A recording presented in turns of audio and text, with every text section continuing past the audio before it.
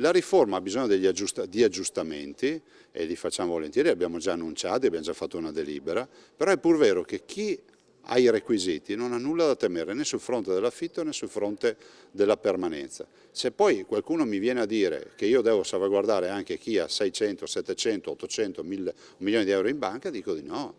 perché l'alloggio ATER, il mio obiettivo non è quello di prendere